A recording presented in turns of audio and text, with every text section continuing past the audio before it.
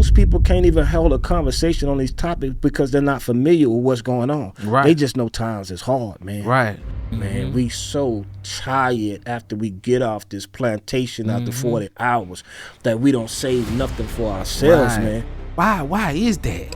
We always had this complex, man. We still believe as grown-ass men that somebody's coming to save us. You know? Men set the norm in every community. Right. If the man is weak, the community is weak, and that's our problem. Here's a grown-ass man say, mayor, congressman, commissioner, save me and my family. Right. When we know we got to get up and do it ourselves. Climbing the ladder in America can seem almost impossible. Let's talk about black fatigue. Let's talk about it. You sure? Are we the problem? No people kill each other like we do. No people hate each other like we do. We hate niggas. Yeah. Want to kill a nigga. That's our whole mentality, man. Right. We put the Klan out of business. Right. Don't worry, Klan. We got it from here. I don't know a black family member that's been killed by a police officer or a friend, but I know plenty that's been killed by other blacks. Right. So which one is more of a threat? So what's the difference between America and a third world country then? America is the third world country. See, I seen doctors online talking about their first paycheck. Yeah, I saw that too. It's crazy that you say that. It's a harsh reality. Yeah, it went that much. I'm watching the flight attendants that I thought was this amazing job say what she make a year. Yeah. It's a harsh reality. Yeah. Even the mechanics that work for dealerships, Yeah. them boys say, look, we don't get paid but by the job, man. Yeah. And if that job used to take 12 hours, they only paying us for 6 hours, 7 hours now, man. And we, no matter how long it take, that's all the money we gonna make. We learn that the veil is being pulled off America the Great and see it ain't that great no more, man. The teacher, man, the teacher is doing Uber after she stopped teaching, man. Instead of being able to vacation during the summer, she taking on 1 and 2 jobs, man. We know why the situation is what it is with black people. Tell me, why is the situation what it is? It comes with everything that's going on. Are we preparing our children for the future? Many people have no clue what to do. That's the scary part. Hell, we reading people, we thinking people, and we sitting at the table today, and we don't even know what to no damn clue. do.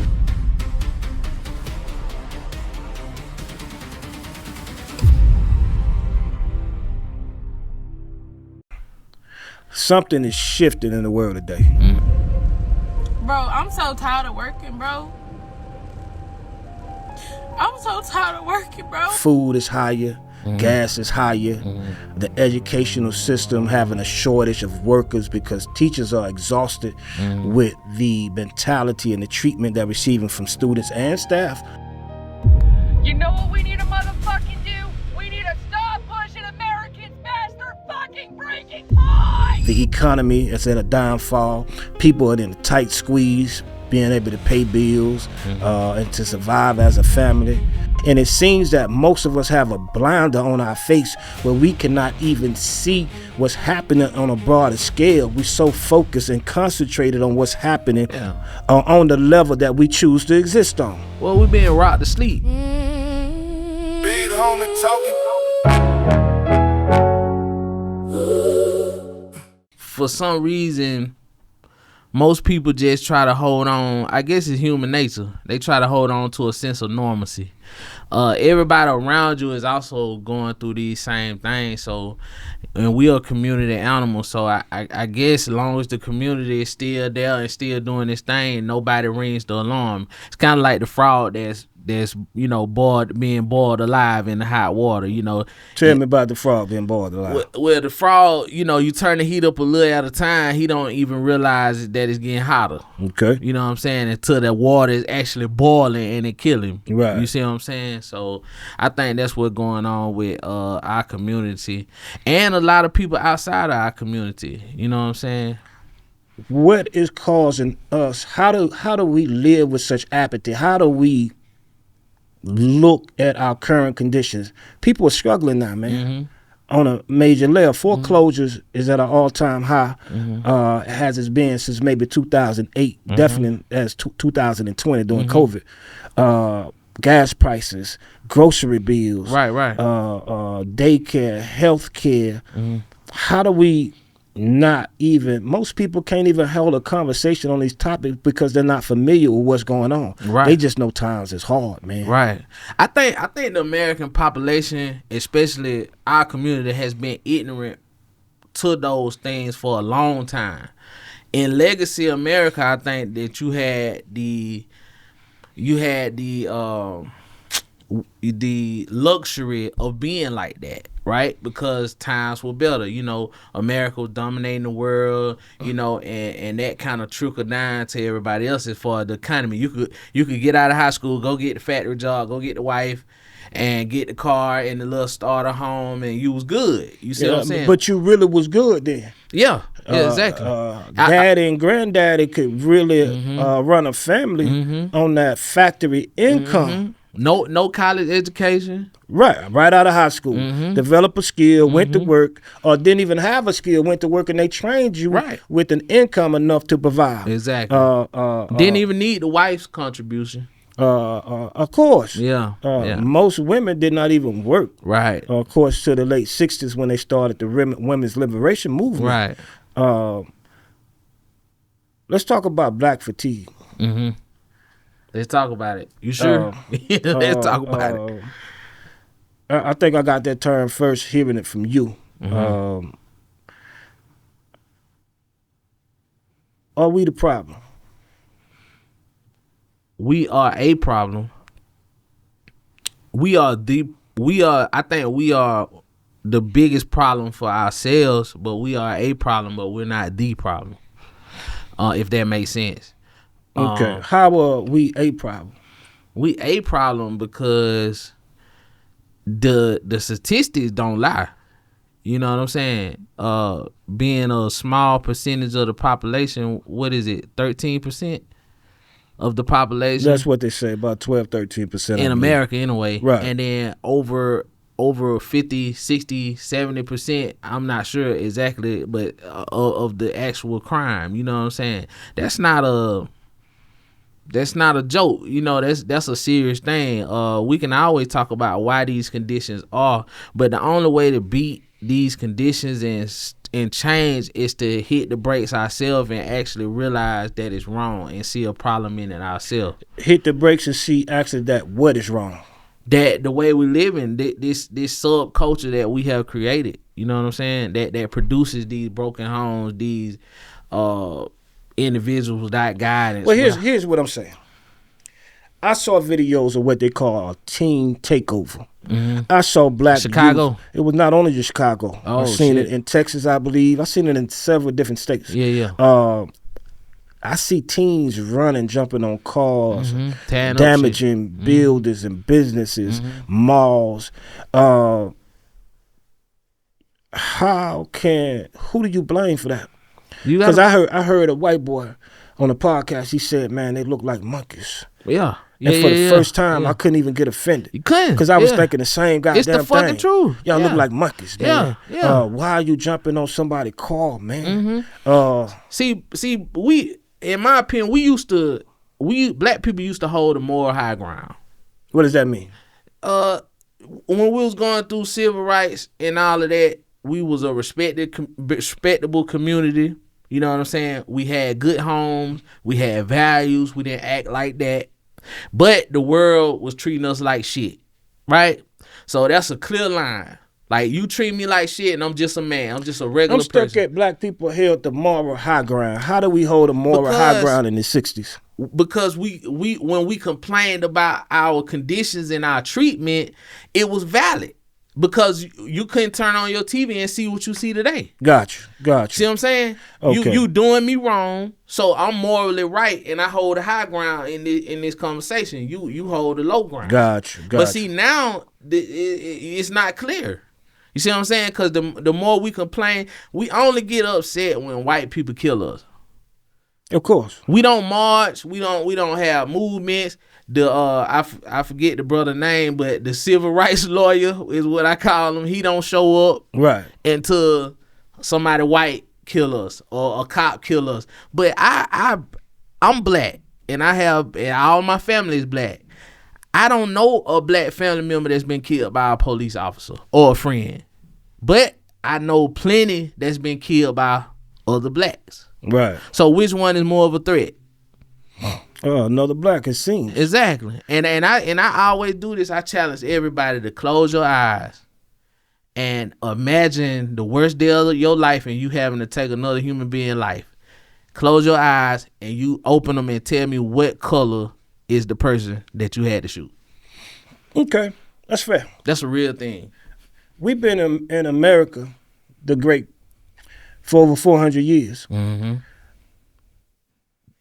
The enemy made us all unto himself. Mm-hmm. Who's a bigger killer than America? Nobody. Well, than America, I don't know, but who's a bigger killer than a white man? Nobody. Current times. Yeah. In today's times, they global hitmen. Yeah. Trump, I don't think I ever seen a president talk about I killed him. Yeah. I killed him. Like he did it directly. Yeah. Can you go on TV after you murdered somebody and say, yeah, I killed him? Mm-mm. See, they gangsters. Mm-hmm. We learn from them. Mm-hmm. We learn from their movies. Mm-hmm. They taught us through cowboy movies and pictures and action movies and the Rambos, all the way down to the black exploitation era. Right.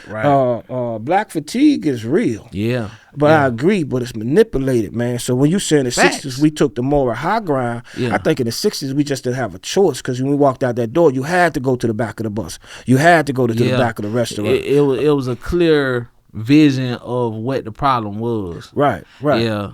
So- But see, when we learned from them, we didn't learn it with a mature mind, right? Because see, when they kill for advancement. They kill for domination. They kill for them to live better. You see what I'm saying? For power. Yeah. We killing for self-destruction and don't know it. Yeah, because they taught us to kill for self-destruction. They told the Klan to take the sheets off their face, the Ku Klux Klan to take the white sheets off because they knew they had us at a point where they can take their mentality and make it our mentality. No people kill each other like we do. No people hate each other like we do. We hate niggas. Yeah. Want to kill a nigga. Yeah. That's our whole mentality, man. Right. We put the Klan out of business. Right. That's what it's really no happened. Use for 'em. It's no use for 'em. Don't worry, Klan. We got it from here. Exactly. We gonna kill all the niggas out here we bro. can. Exactly. Doing a way better job than they could ever do. So they didn't teach us a reason to kill. I think it's like when you learning something that's not in your nature and you try to implement it, it always end up bad.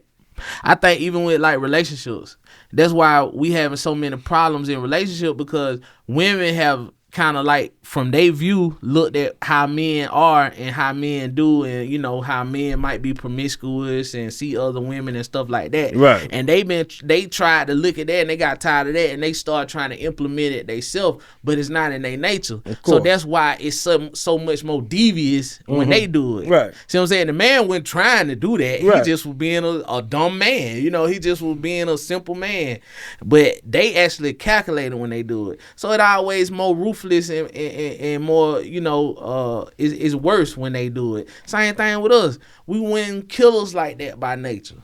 So us trying to take these lessons and implement them when it's not in our nature ends up bad because you stepping outside of what you truly are.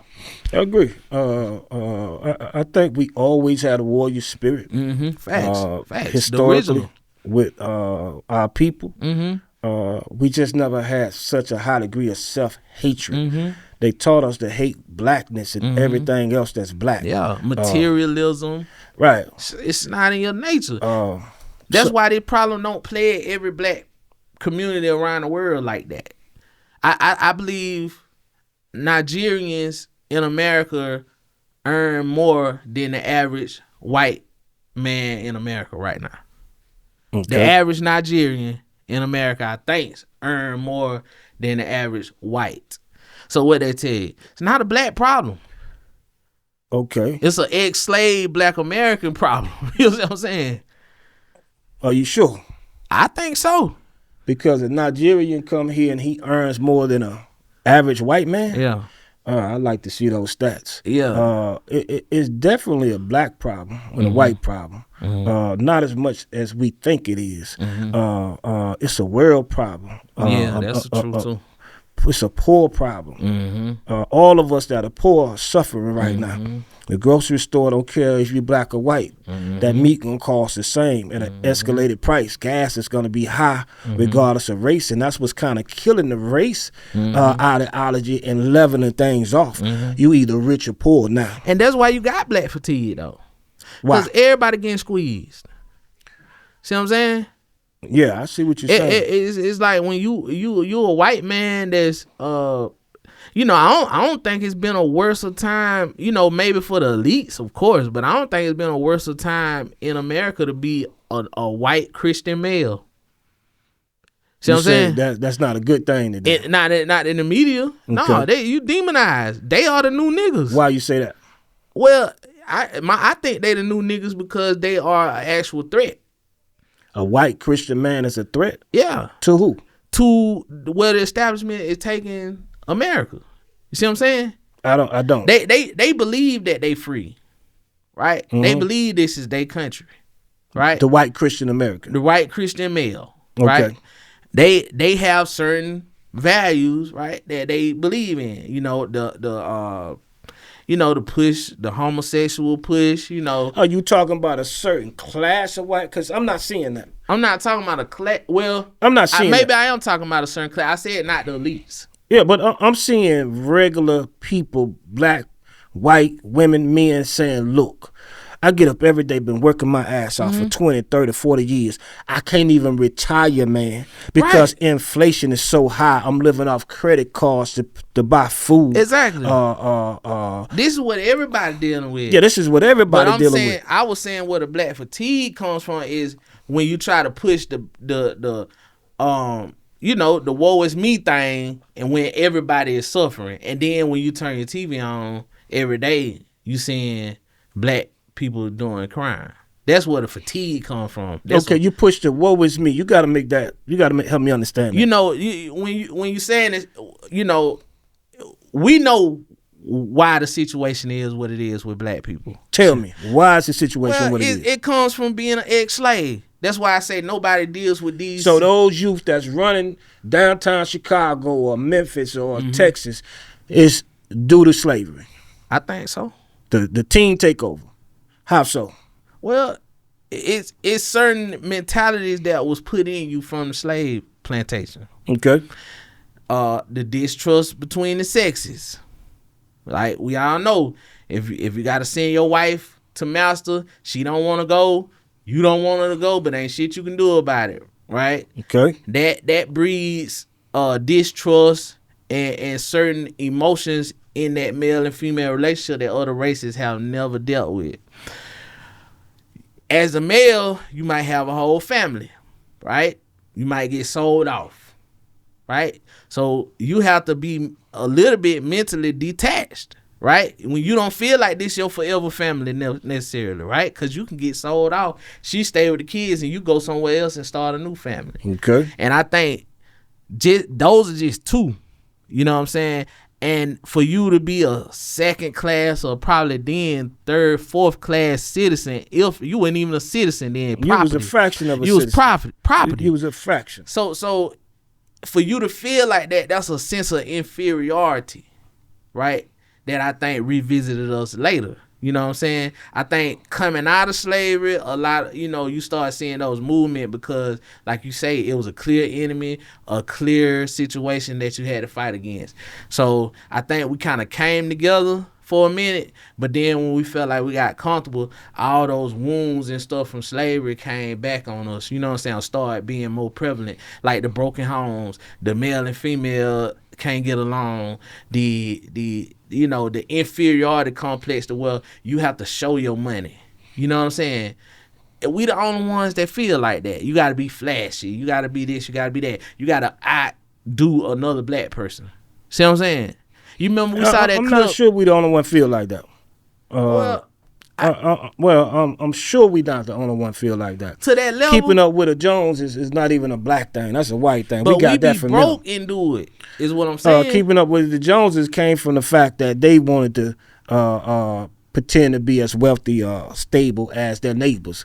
So when the neighbor bought a new car, they bought a new car. When the neighbor bought the new vacuum cleaner, they bought the new vacuum cleaner. I guess it is a real thing, but I guess it hurts us more because we really don't have. But I'm listening to you, and I agree with what you're saying about slavery. Yeah, I agree with some of the Willie Lynch things you mentioned, but I can't connect something that far back to 2026 when youth are doing a takeover. It's something in the middle or closer toward current events that's causing us to act the way we act. And I know mental health is a part of it. The black fatigue from those who want better, and that's just when you don't have no power. And I look at youth, and I know that's why the violence is rapid, man, because I've been growing up all my life and I never had a voice to speak back to those who violated me, who disrespected me when I was 9 or 7 or 10 or 12, and the bullying I put up with through schools and peers. So when I get 14, 15 and I can get my hand on a pistol, the first time I pull it out, I see a newborn respect, man. Don't nobody respect a man more than when he pulled that pistol out, gun. Especially when he let that first shot out. For sure. He see a newfound respect that he probably could never get nowhere, man. But how did those conditions get created? Which condition is that? The condition that created the bullying, the broken homes, the I've been disrespected ever since I was a kid. It comes from somewhere. But that's why we at the table. Yeah. We trying to figure out how did we get here, what are we suffering from. Mental health issues is real in the black community. We suffering from the fact that the world is changing so much like it is, and we completely got blinders on. We action right now while gas is high, while rent prices is sky high, foreclosures is high. People are losing their cars to repossession because they can't afford to pay the bill, and credit card debt is high. Student loans, and we worrying who's gonna be at the club tonight. What's going on at the party tonight? Yeah. Let me ask you this: with all this going on, do you think this is by design, or you think this is just an empire, which is America, taking its course, and these are normal events in history? I think people have never been more manipulated as we are today. We're not scrolling social media. Social media is scrolling us. Facts. We're under surveillance. We're in the biggest surveillance state ever.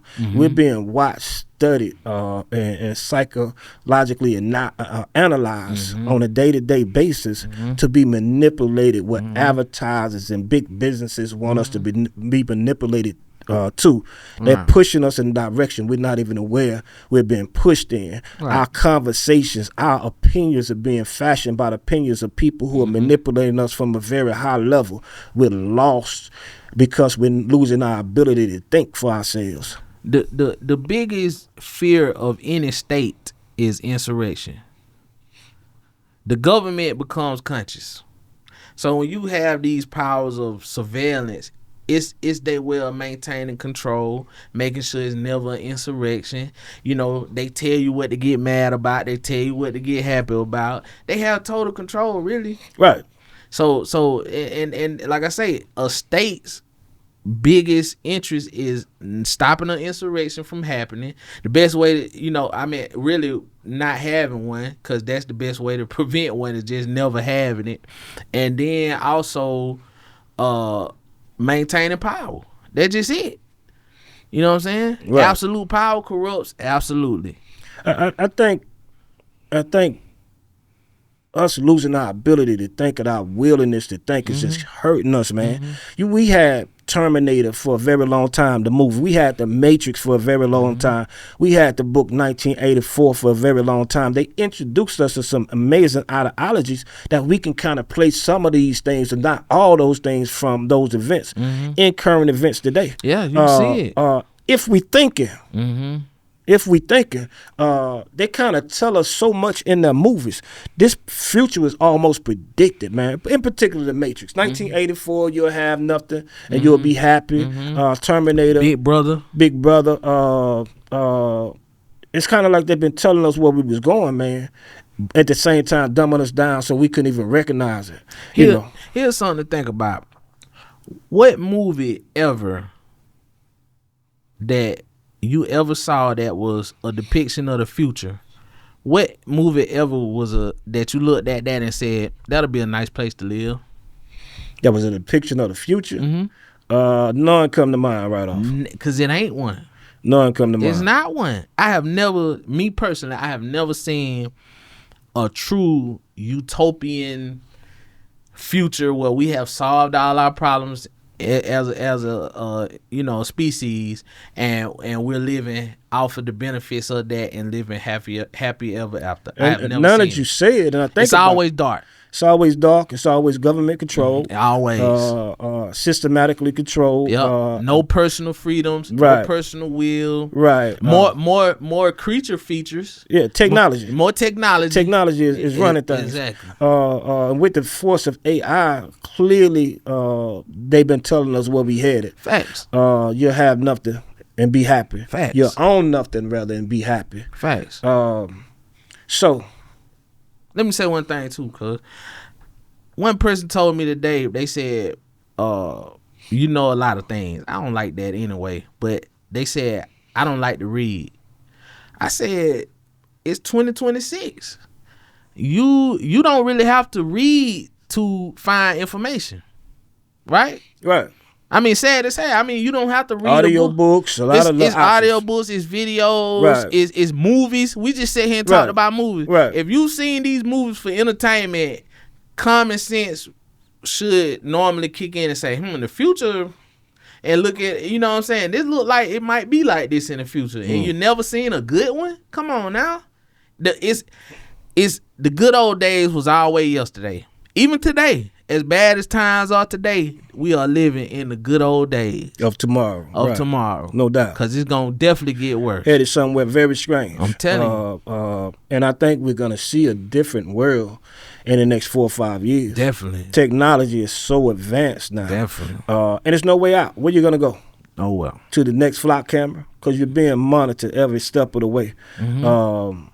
That's why you see so many police and stuff getting charged with misusing them, because they so advanced that like you said, you can find your girlfriend or you can track your side piece. Exactly, Mr. Officer. Exactly. Yeah, what my baby mama doing. Exactly.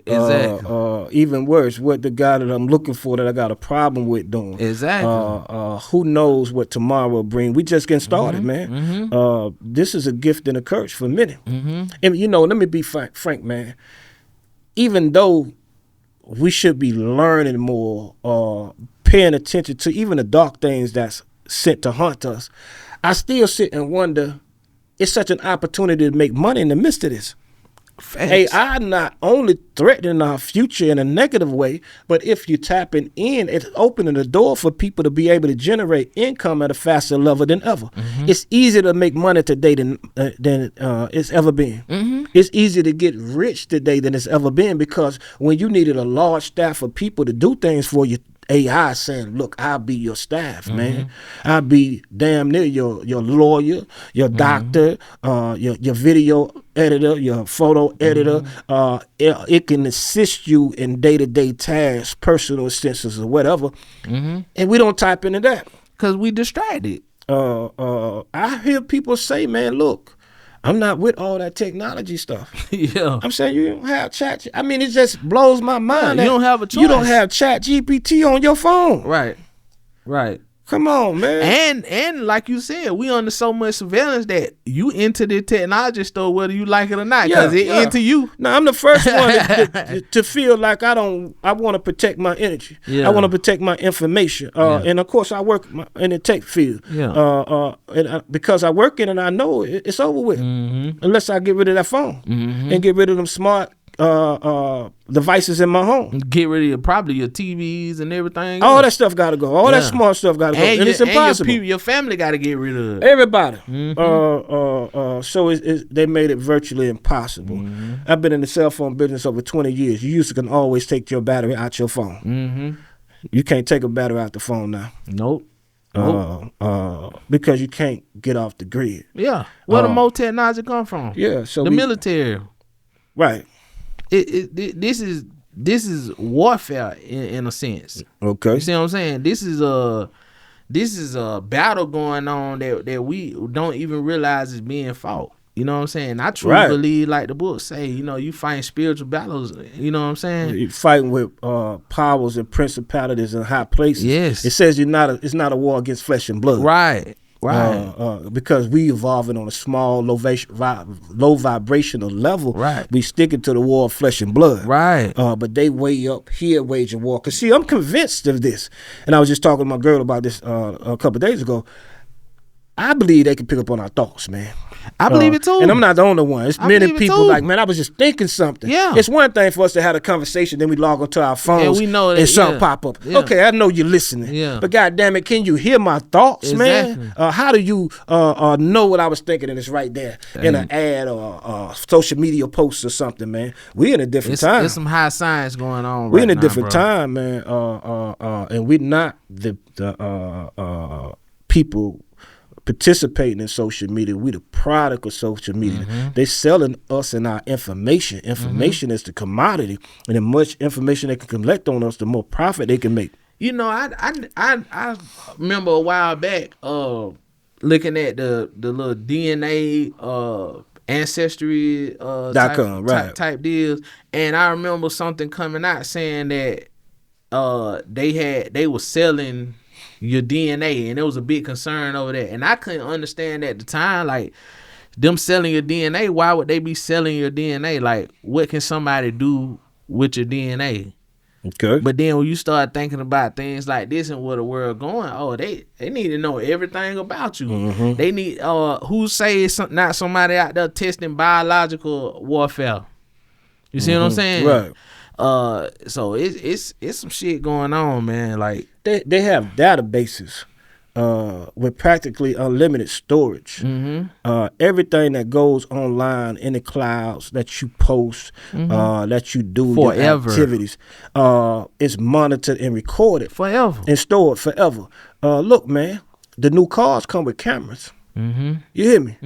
It's got a camera on the dashboard, man, that looks at you. And your car will tell you, I need you to sit up, I can't see you. And the functions of your car would even stop, man. If that car determined that you're not sitting where you can be seen, meaning that you maybe not alert enough while you're driving, the car would disable itself. Right, definitely. I don't want no shit like that. Exactly. You like you say, you have to live off the grid. Who would buy a car with a camera monitoring you? Nobody. Monitor the goddamn road.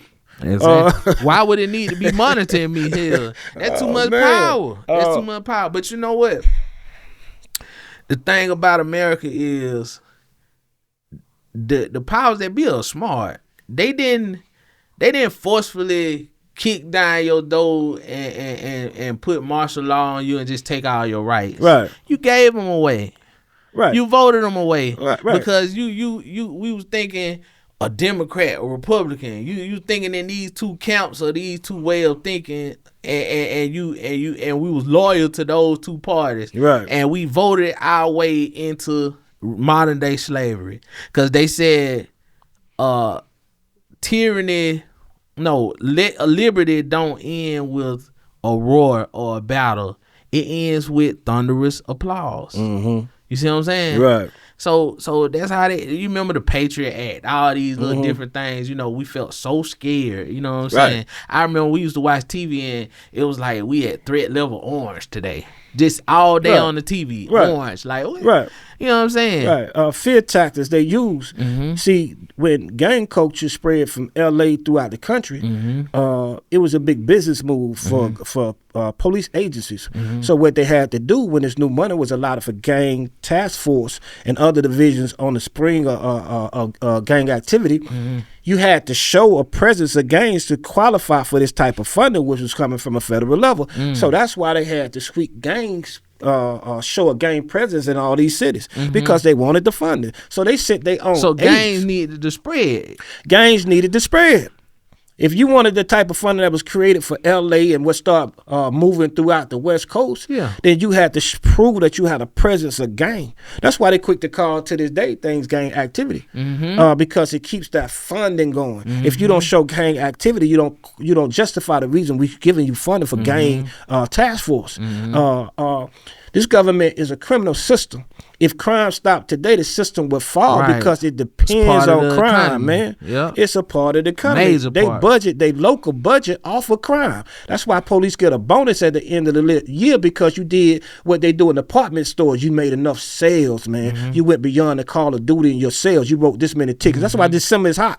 Watch the police because they looking for that bonus. They write extra tickets now. They doing extra bust and raise now. And that's also why the police is so militarized today. Definitely. Because weapon companies and defense companies are making money by them getting the military's hand-me-downs.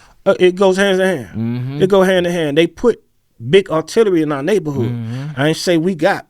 I say they put big artillery in our neighborhoods throughout the country, man. Military grades would float through the hood, man. How we get the military grades? They brought them to our hoods and put them in places and amongst people, man. We have so many betrayers and traitors in our community that work for the government to this day.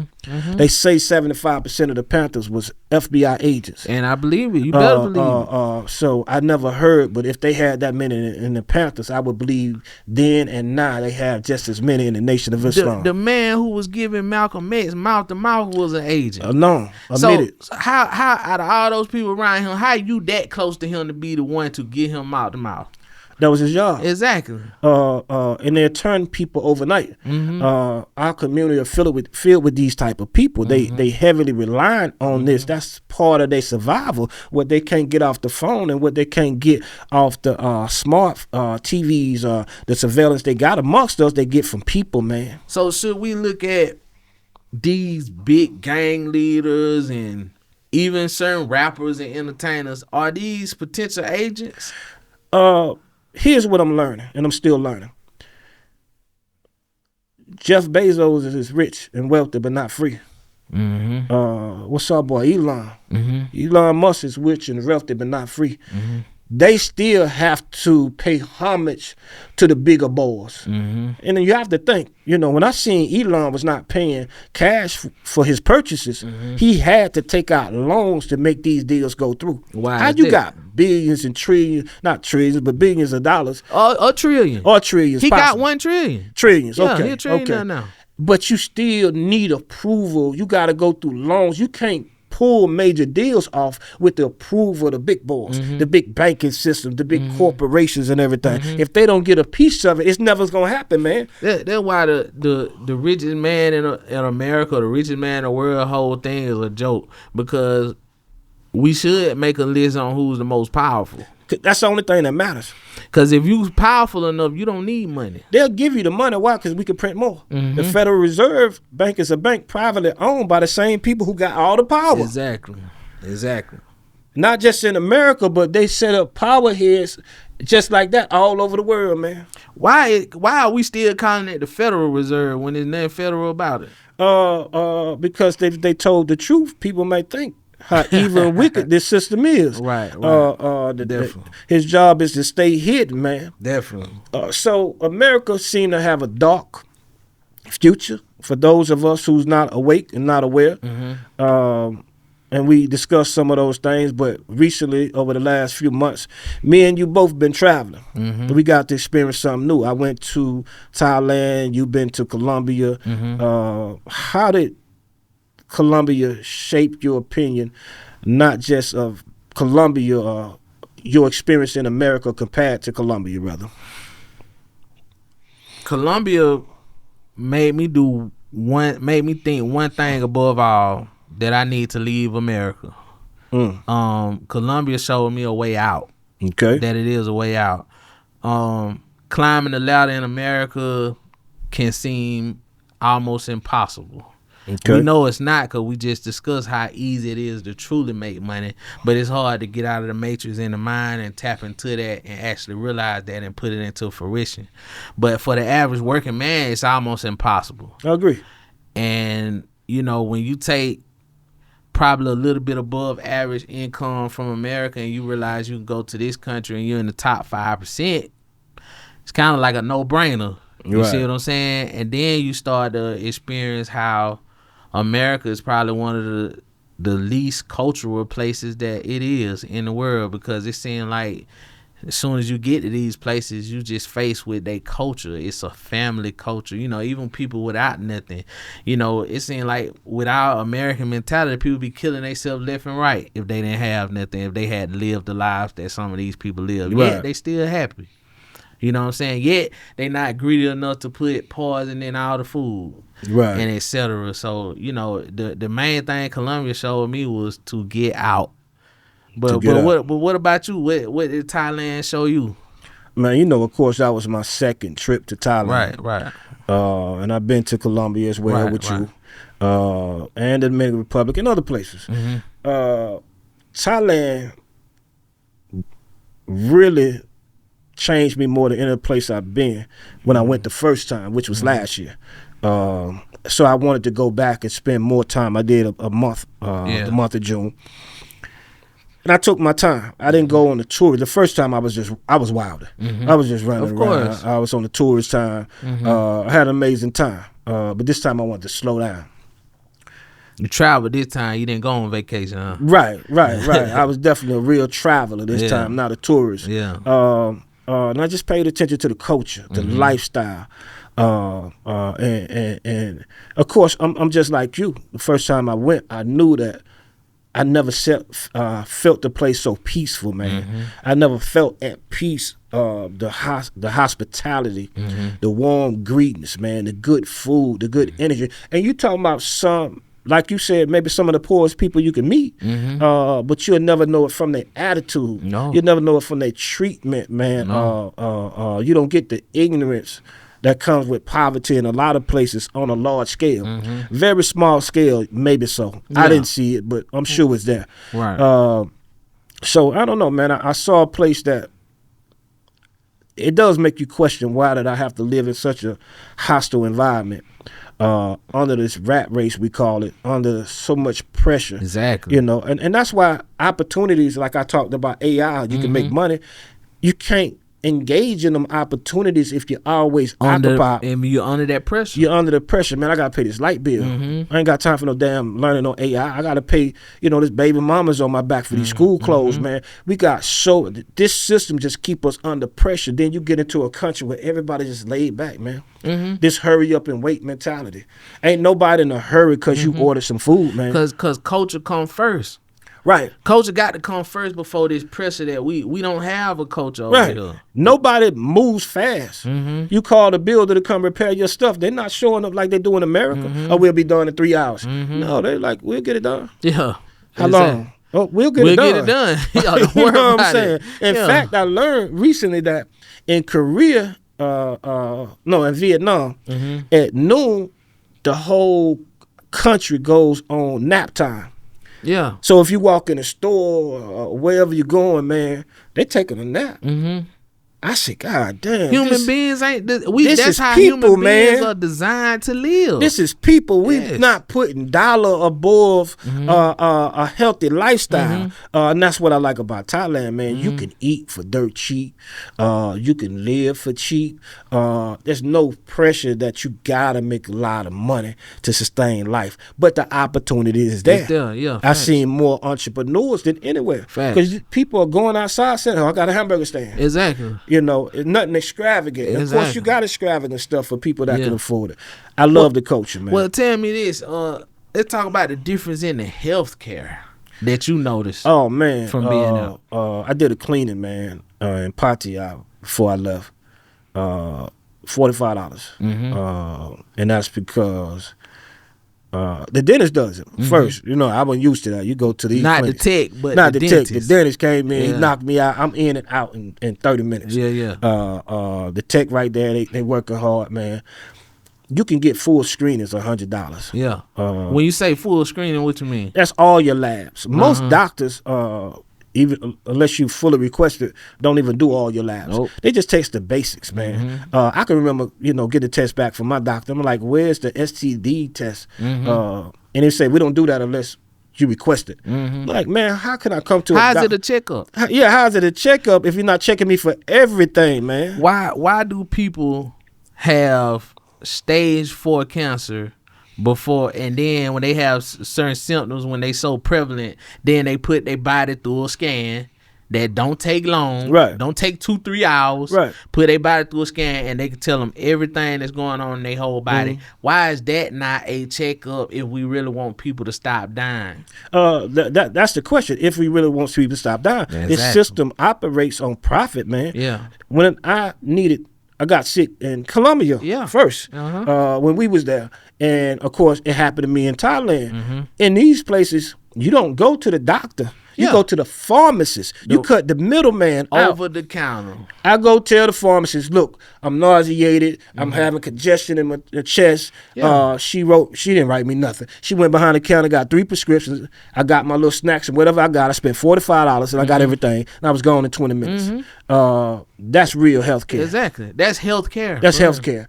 Thailand had more preventive and maintenance clinics than surgery and other type clinics. That's what true healthcare is. Our healthcare model is more of a reactionary. Right.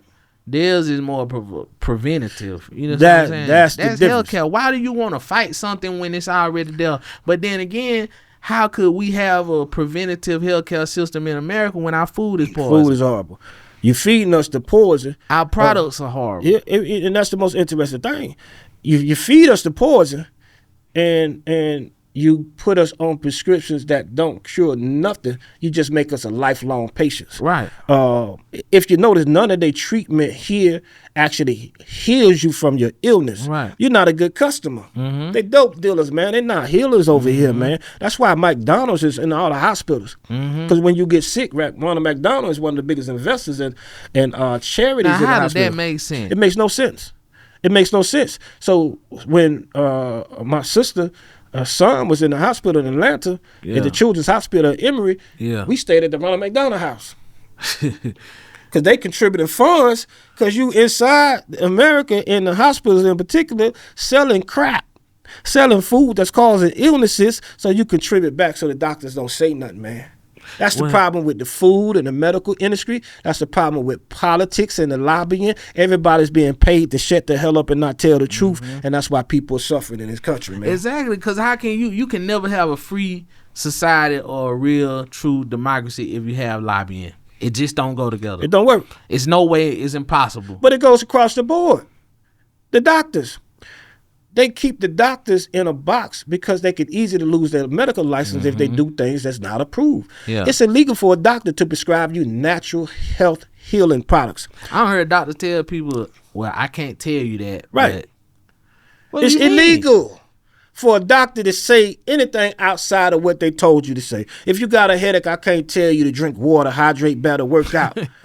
I got to tell you, here's a prescription. Yeah. Because there's more money here than it is the natural way. We can't make money the natural way. Hell, my doctor was asking, your back don't hurt? I just did a checkup last month when I got back. Your back don't hurt? Anything wrong with your eye? He asked me everything. But I told him I'm fine. He need a product to sell me. Is there any drugs I can sell you? That's what he was asking me. Do you need some? Yeah. Like, I got a dope for this, dope for this, dope for this. What problem you having? Man, I'm good. That's sad. I'm good. I'm not a good customer. I'm not a good client in his medical practice. This lobbying and stuff in America is crazy. Tell me this, what about running for office? Why would a multi-billionaire or millionaire opt to be in political office for so many years when it pays so little? Big business.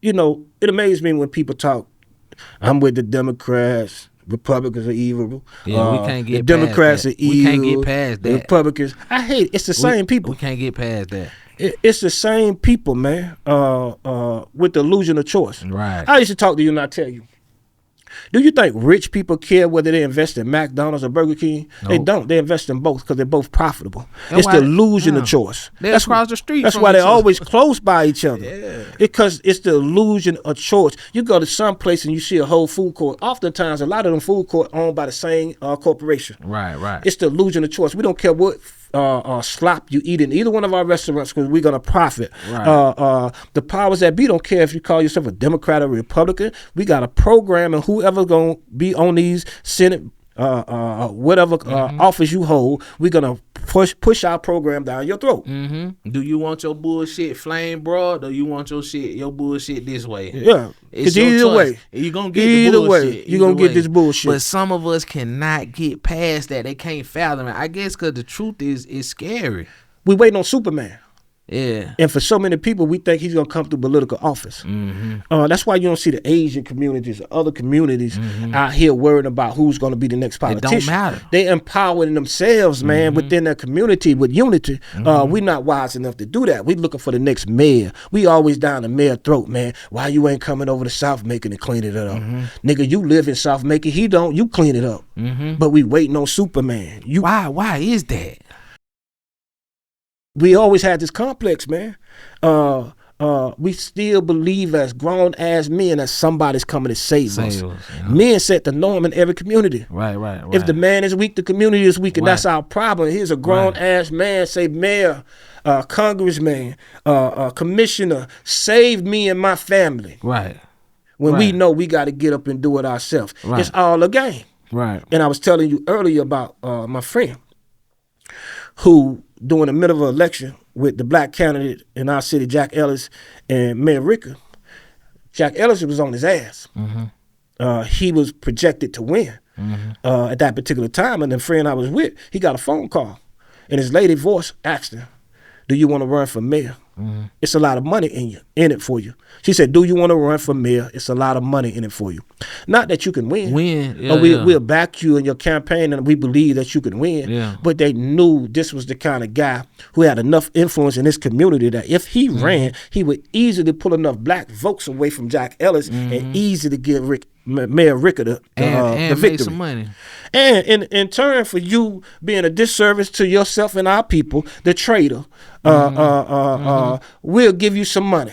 And every Thank you year, very much, Benedict. you see the same agenda. Yeah. If we've been paying attention, this is their playbook. Right. That's why we live in a city that's predominantly black, but we cannot get a black mayor back in. They use the same Willie Litt syndrome. They taught us don't trust the nigga. Jack Ellis was cruel. He was wicked. He was a thief. He was a liar. No, he wasn't. He was one of the best mayors this city has ever seen. But you got to put distrust in black leadership so you'll believe the white boy always treat you better. That's why, you can bring your people information like this podcast. We can come with receipts. Right. We can show them a video Right. of this person that they put trust in saying a certain thing. Right. You see what I'm saying? And they still will just look away from it and not take it as fact because it didn't come from them. It came from you. Back in the 60s, they used to say the white man's ice was colder than the black man. Yeah. Same goddamn ice. Yeah. We just want white folks to smile at us. We don't want true freedom. We just want them to like us, man. That's why, honestly, bro, I think desegregation at the time was one of the worst things that ever happened to us. King said it best. He said, I feel like I'm integrating It our led people into in a burning house, man. Yeah, man. I mean, before then you had black taxi companies, black bus lines, black ice cream shops, black this, black that. But we couldn't wait to get away from that and take our dollar out of our neighborhood. If you look at all the other communities, it's still a Chinatown to this day. Well, Harlem is not even Harlem no more. Black Wall Street showed that they recognize our prominence in business as a threat. That's why it was necessary. When we talk about black people getting lynched in the 50s and 60s and 30s, it wasn't regular black people. Those were mostly business owners. Those was the threat. Those The were preachers, the radical. Right. Yeah, Those who had some type of presence in our community, man. You always a threat. Business is warfare. And that's the type of mentality we have to adapt to. Business is always warfare. That's you taking money that somebody else was making. When you opening your business and you pulling a percentage of that money, if not all. Businesses fall when new ideas come around, man. So it's always a constant battle between forces, man. So that's what they call good competition and bad competition. It depends on your business. That's why I said when we learned from them, we didn't get the full lesson. When we learn from who? We remember we was talking about we learned on the violence and all of this and that. Right. From we didn't get the full lesson. We learned the violence, but we didn't learn the meaning. You see what I'm saying? And how to take power. There's nothing wrong with learning from your enemy or learning from somebody who's oppressing you. You should learn from somebody who is opposing you. Right. That's just smart leadership. Right. But we didn't learn the full lesson, and we still haven't to this day. Like you say, business is warfare. You got to get good at war. Right. Every day you go out, every male that's able-bodied should be in war shape, mentally and physically. And that's something we all got to get right on. Me, you know what I'm saying? We got to stop playing games and be men for real. That's fact, man. Because time's getting hard, and it's not going to get better, and nobody is coming to save us. That's a fact. You know, it's just a constant battle, man, because what you're saying is really the facts. We at war, not a physical war per se, but our spirit and mind are being waged and intact every day on a consistent basis, man. I heard a saying that said, it's better to be a warrior that gardens than a gardener during the time of war. Facts. Facts. And that's the kind of attitude we gotta have, man. Of course, they didn't teach us the whole book because that was the wisdom of them. That's the Willie Lynch thing. You know, the art of war never teach them the science of business, the science of mating. Of course, you know, they never teach us the science of war. It was illegal to read as a black man in America, man. You know what I'm saying? It was illegal. So sure, the black fatigue comes from a lot of suppression that we suffered over time, man. But at the same time, it's like, what's our excuse today, man? It's not. We still being exploited? Yes. Injustice is still happening? Hell yeah, man. But everybody's being exploited today. Everybody. That's the point.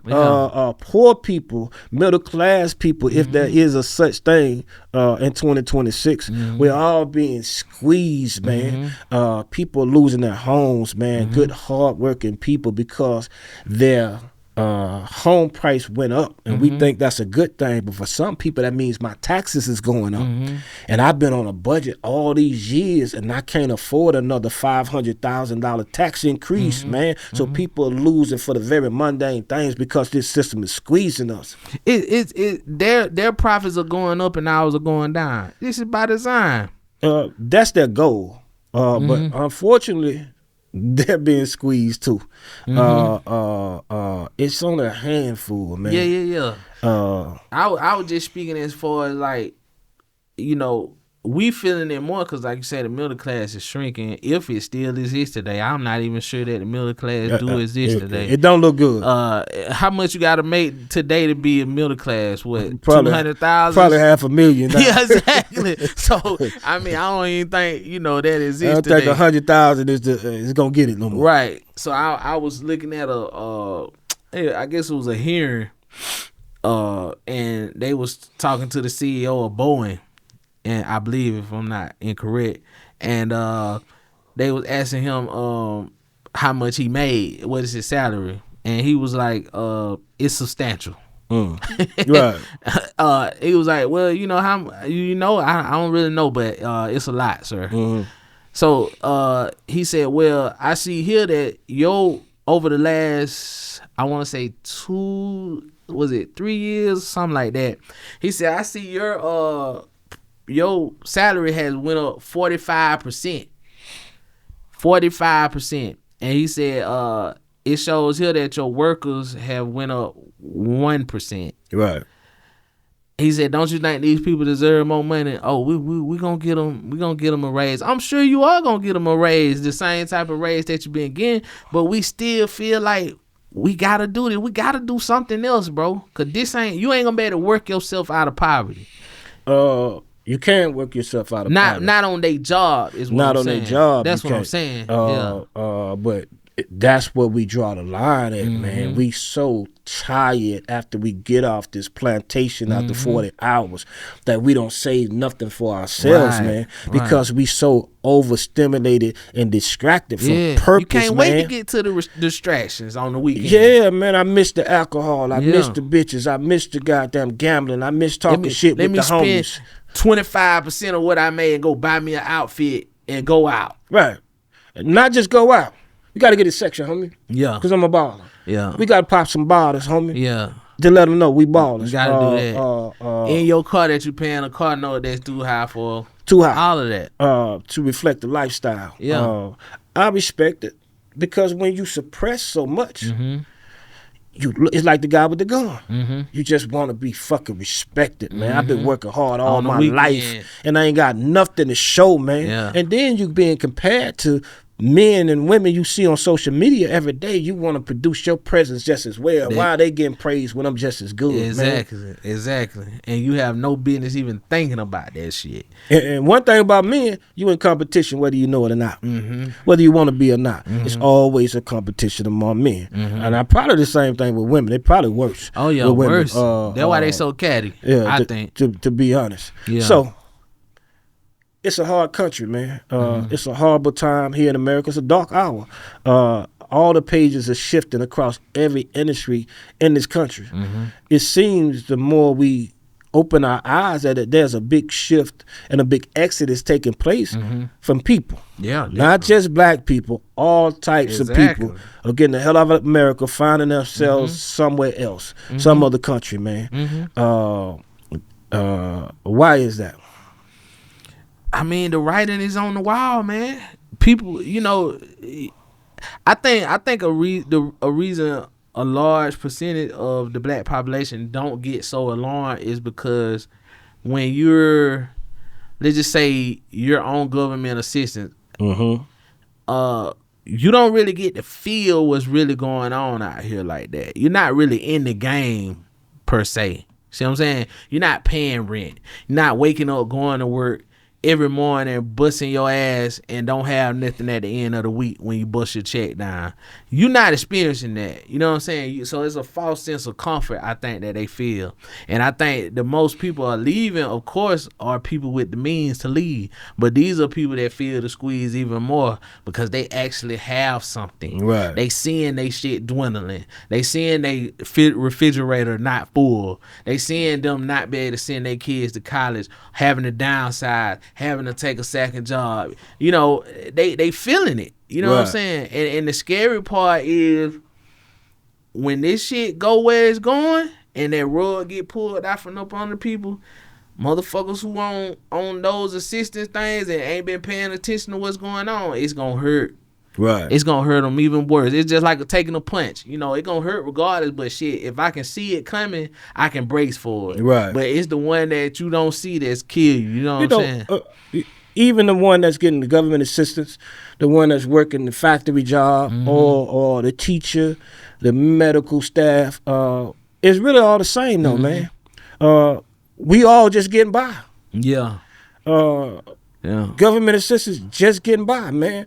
The nurse assistant, the teacher, man. The teacher is doing Uber after she stopped teaching, man. Right. Instead of being able to vacation during the summer, she taking on 1 and 2 jobs, man. This is the climate we're living in, man. The future of America don't look good for many people, but many people have no clue what to do. That's the scary part. Hell, we reading people, we thinking people, and we sitting at the table today, and we don't even know what to damn do. Only thing we know is that we don't know shit. Right. But we know enough to know that we don't know We need to be shit. talking about something. Exactly. We need gotta to get to the figure out table and figure this Exactly. out. If they know what we need to do, they need to tell us. Exactly. We looking in the comments, right? Exactly. And that's where we're moving, man. With everything that's going on, are we preparing our children for the future? Good question. Good question. It's hard to say. How do you measure what effect do children deal with that grew up with an iPad in their hand from the age 2 throughout the rest of their life? They introduce the gadgets. we overstimulated, man. It's very difficult to say what the future holds when the parents is so overwhelmed with debt and financial responsibilities to tend to the day-to-day affairs of the children. Right. Because times are so crazy that you can't even ask your parent what to do. Because your parent grew up in a whole different world. Right. They can't tell you, the older people really can't tell you how to make it in this new world because things are changing so rapidly every day. Just, it's so fast. And see, that's an amazing thing you say, because working in the cell phone business and the technology stuff that we do, older customers are realizing that, man, this new world of things is really pushing me out of existence and being able to function in it. And I'm constantly telling elders, man, come in, let me show you, because you got to learn this, man. You go to a restaurant, a grocery store, man, it's going to be robots and automations instead of people, man. Yeah, I used to tell my father that, like, it's you gotta keep up because you know they not gonna go backwards. You know, like you know sometimes older people kind of feel like things are a trend or something like that. I'm like, this ain't no trend. This you ain't gonna be able to even buy your food or buy milk. You know what I'm saying? Without knowing a certain level. You know, all this information, but we distracted by the most mundane bullshit. You know, it's nothing for older person or just a person of age to come in and say, man, all I do is my phone and call. Some of them say I don't even like to text because you don't want to adjust to what times have taken you, and we're not realizing we're getting left behind. Exactly. You know, how do you learn, man? There's so many people in the social media space, YouTube and other platforms that are taking the time to show you how to do anything. We're in a time now when you had to call the plumber. Today, you can go to YouTube and say, how do I fix my plumbing? Exactly. And hundreds and thousands of people tell you, do this. And if you can follow instructions, but you know how difficult it is for people to follow instructions. We tell them on a day-to-day basis, man, do this, and that'll fix the problem. And they say, why I got to do this? Yeah. Well, when I got to step 2, it didn't go right. What happened? We told you to press 1. Why I press 3? Why, man? Well, it's a link between you. I'm glad you said that because it's a link between you explaining that and the problem that we were discussing earlier. What's the link? Nobody want to follow instructions. Nobody want to do the work. It's too painful for them to not have something given to them. That's why they looking for the Superman. Oh, man. That's it. They want it given to them. Nobody want to go get it. That's a fact, man. That's a fact. I noticed it. And that's part of the frustrating parts of business today. Everybody wants you to hold their hand through every situation. Ma'am, the instructions are on the website. Sir, the instructions are on the website. It's only 3 steps for most of the issues that people call. That's not going to work. Can you stay on the phone? Okay, I did number 1. What I do now? Everybody know you go to number 2. But I got to hold you. That's where we are, man. We don't want to take responsibility. We want somebody else to be responsible for everything, man. Right, because when it go bad, it's not my fault. Not my fault. You know what I'm saying? But when it go good, look what we did. But look, man, we got to change. Or die. We're dying. Whether you gonna die a spiritual death, you gonna die a physical death, a financial death. Death is the only option unless we get better. Right. And that's a brutal truth. If I don't get up every day and pursue knowledge, if I don't get up every day and produce some type of spiritual refinement on a day-to-day basis, mental growth and financial growth, I'm going to suffer. Physical growth can never be left out because health is always important. But we're going to suffer, man. We need money. I don't care how much the preacher say money is evil, because if he believed it, he'll stop asking for it. We got to pursue spiritual refinement. We're being waged war, powers and principalities in high places. So if that's the case, then I got to tune into something that's much more powerful than anything these evil people is presenting us on a day-to-day basis. To fight with. Right, and so that's the only way you get a certain degree of intuition where you can see beyond the newsline bullshit, where you can read between the news article bullshit. and you can see the truth beyond the bullshit they feed us to every day.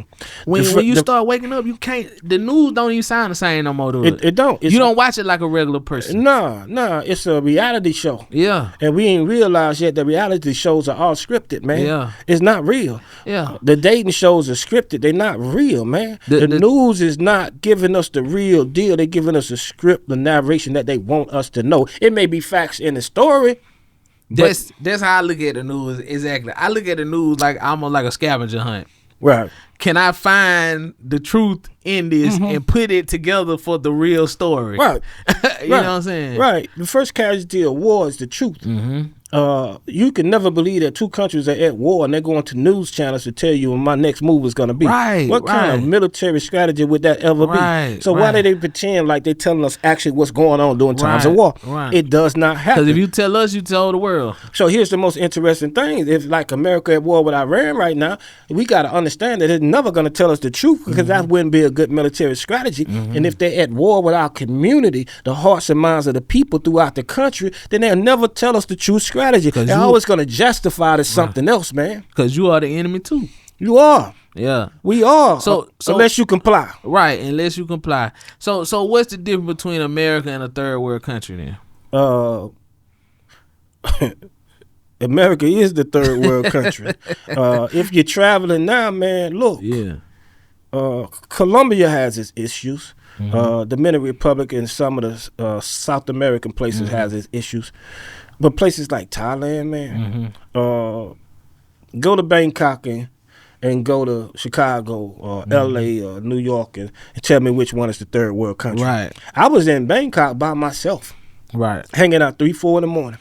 Coming in when sun come up. I'm down. I mean, if you know anything about Thailand, the action's down the alleys. In America, we stay away from alleys, especially if you ain't from there. I'm not going to go to New York and I see something down the alley and I go down the alley and I'm by myself and I never been here. In Thailand, I'm hitting all the alleys. Right. Why? Because it's peaceful here, man. Right. And I never felt threatened. Right. No matter what time of night, what side of time, where I were. Right. And I was always aware. Right. Anywhere I go, I'm the same way. But I never felt my life was threatened. The quality of food was better in Colombia, in Thailand, in the DR. Real fruits and vegetables. And everything was cheaper, man. It's only when you come back home all the pressure started to hit. In fact, that's why it took us so long to get back to the podcast table because we got back in the rat race. I was more productive in Thailand. Fact. Because it's a place that's moving at a pace that you can actually thrive, man. Can think, man. Here is go, go, go, go. Right. And I agree with you. And another illusion of why people don't see America as a third world country is because it actually is still government assistance. If you take government assistance away from America now, tell me, what would the women be and the people be doing things in the street that you see in third world countries? It would be no different. That's a good point, man. And I was just saying this to somebody the other day. I said, really, even with government assistance, because the prices of things are so high, I said, you're going to see open prostitution in America like you've never seen it before. Now, of course, we know it's prostitution. Yeah. Because we know it's women doing their thing on the low. Right. And some are open. But you're going to see it very open in the future. Right. In some of those countries, you might have a teacher that does prostitution. Man, I can remember my first time going to the Dominican Republic, and we was hearing of this doctor that would come from another city on the island and work on the weekend prostituting. A doctor now. That's unheard of in America, man. Yeah. But what I'm saying is that's a reality that America is bound to face in the near future, man. See, I seen doctors online talking about their first paycheck. Yeah, I saw that too. That's crazy that you say that. It's a harsh reality. Yeah, it wasn't that much.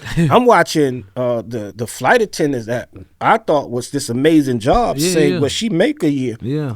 It's a harsh reality. Yeah. Even the mechanics that work for dealerships. Yeah. Them boys said, look, we don't get paid but by the job, man. Yeah. And if that job used to take 12 hours, they only paying us for 6 hours, 7 hours now, man. And we, no matter how long it take, that's all the money we gonna make. We learned that the veil is being pulled off America the Great and see it ain't that great no more, man. Right. That don't mean Dominican Republic or Colombia or Thailand got all they shit together. They don't. They don't. They all got their issues, but all we saying is, man, that's a degree of peace. Issues with peace I can deal with. It's like being in a relationship. Me and my girl got issues, but we got peace. I can stay in that one. But damn, we got all these damn issues, financial problems, and I ain't got no damn peace. And I can't find peace. It's time to break up. And you gonna make us sick. And it's too Right. much. Right. It's too much. That's too much to stay in a relationship with. It's too much. And that's the exodus. That's the breakup. And hopefully anybody in their right mind, even if you want to stay here, look at your options, because we think for many of us it's going to be too difficult to maintain a fair, healthy lifestyle here. We got to stop being guinea pigs. We sending our kids to school and we don't know what they're giving them in the lunches, man. That don't look like food no more, man. It ain't. It ain't. It's a business. Food was never meant to be produced on the level that it's being produced today. Come on, man. You know, fruits, that's why fruits ain't going bad. You know, in Colombia and in Thailand, if you buy some fruit, you better go and eat that shit. Africa, the same Yeah, thing. because it's Vietnam, going bad. that's real food, man. I found out oranges ain't even supposed to be orange. Wow. I Wow. thought the orange wasn't ripe. I was like, this green orange. Right. Nah, they supposed to be green. And we got to go pull some footage as we talk, man, add to this, because people got to see what we saying, man. Right. I was watching in maybe China or Japan, the students was preparing the school lunch. I saw that. Yeah. They had on the little Right, white the chefs, suits. man, and they not preparing no damn patty that's supposed to be a burger. They putting full course Real meals and they serving each other, and everybody got their turn. What does that do for a character? Man, that's education. That's servitude. That's come on, man. Look, you a child that know how to cook real food, and you eating real food. What does that do for environment, man? I can remember I was on a boat ride in Thailand, man, and all the children with the most respect, they was listening. They was real disciplined in class, but they had the opportunity to stop and just be friendly as we came through, man. I never seen nothing like that, man. I know. And that's what you call a third world country? Right. I can tell you, you know, my father's 84 years old. A lot of times, I didn't even get to help him. A lot of times somebody else, you know, and me coming from America being so on guard, right? You think ain't nobody helping you for no reason. Right. You watch and see if they trying to pickpocket or something. These people were genuinely helping them. That's in Colombia with your father, right? In Colombia, young people, teenagers, old people that sitting out here, you might think they up to something. They was just genuinely trying to help an old man, man. What an amazing point. Cause see, I learned trying to adapt to the culture that, you know, as they greet you with a bow, that's for what they call your everyday people. But an elder, they say you greet them a little higher towards your nose. But of course, you got the royal class in Thailand, and you greet them a little bit higher. But I like the fact that an elder gets a little bit more respect man, than the average it's acknowledged. man. It's acknowledged that, look, you get more respect by being an elder, man. Man, that's a beautiful thing. And it's like that. If you see an elder, it's some places in Thailand as a tourist, if you go in, their culture says that we serve our local people first. I gotta respect that, man. That's a real place. I gotta respect that. These people live here. Yeah. We not gonna let them wait in line for a place they eat every day because y'all tourists want to flock over here. Sure, you welcome. They treat you nice. Yeah, but let them eat first. They come here every day, man, or every other day. Every country should be themselves first. Right. That's the issue that we dealing with, and why America is the third world country, because it's not America first. That's right. And everybody wants you to have, the FDA said that. In my opinion, the FDA must stand for fuck them Americans. It gotta be. Cause it ain't helping us do shit. They're allowing fake foods, fake meats, fake fruits, fake vegetables, and you can't care about the health of the people. Right. While other countries are saying we would not allow America to bring these foods in our country. I'd rather do the logistics and get my food from home instead of just buying it there. Right. You know, it got to a point where even things, you know, that you need for hygiene and stuff like that, I don't know if it make a difference, but I used to try to pack everything. Now I really just buy a lot of stuff. It's more natural and healthy. I brought a lot of things back from Thailand. Me too. A lot of things back, man, because I'm like, this is cool. Especially when you go in the pharmacy, man, and shit that we just have to see a doctor to see. That, man, give me some, give me that too. And it's cheap. Exactly. $15, $20. They want $900 here for the same damn thing. Exactly. We losing, man, but we learning. Yeah. We don't know the future. We just know it don't look too damn bright, man. Yeah, and trying to get y'all to see the same thing. You know, experience should be the best teacher, but we here to help. Let's go through this journey together. That's right. Let us know in the comments what you're going through, what you face, what you seen. That's right. And we'll chop it up soon. All right, for sure. OG Talk. Yeah. Big homie talking.